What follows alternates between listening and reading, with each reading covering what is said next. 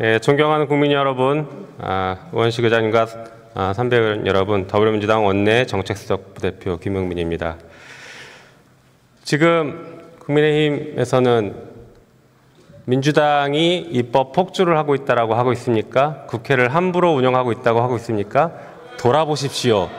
지금 이 사태를 누가 초래했는지 한번 돌아보십시오.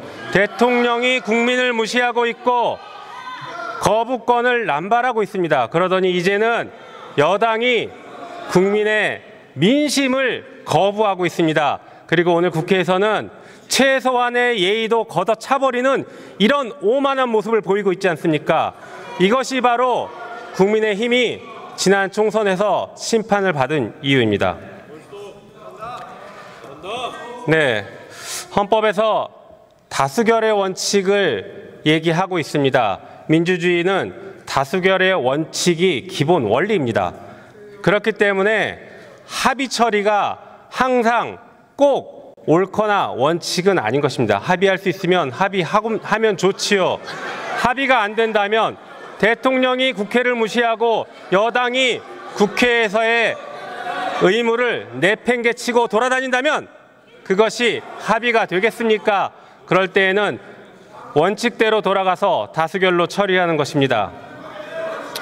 국회 본회의 역시 여야가 합의해서 여는 것이 아니라 협의를 하고 협의가 안 될 경우에는 의장이 개최할 수 있습니다. 국회법을 잘 확인하시기 바랍니다. 오늘 본회의에서는 국민들이 기다리고 계시는 법안들이 상정됩니다.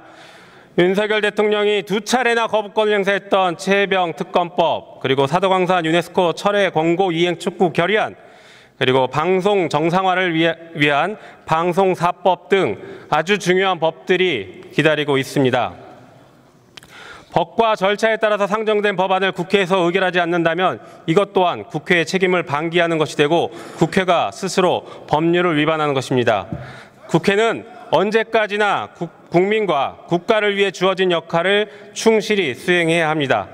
최혜병 특검법은 윤석열 대통령이 15번째 거부권을 행사했고 2번 연속 거부권을 행사한 법입니다. 그렇게 두렵습니까? 진실이 밝혀지는 것이 그렇게 두렵습니까? 대통령의 경로로 많은 사람들이 범죄자가 되고 있다라고 박정훈 대령은 증언했습니다. 이 사건의 본질을 정확하게 꿰뚫고 한 발언입니다. 국민의힘도 진실을 외면하지 말고 오늘 정의로운 표결을 하기를 제발 부탁드립니다. 이 자리에 방청하고 있는 수많은 방청객들을 위해서라도 좀 부끄러운 모습은 자제해 주시기 바랍니다.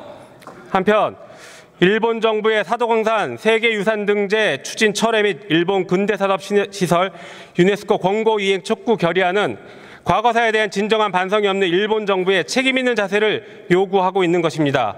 반드시 오늘 결의안을 통과시켜야 할 것입니다.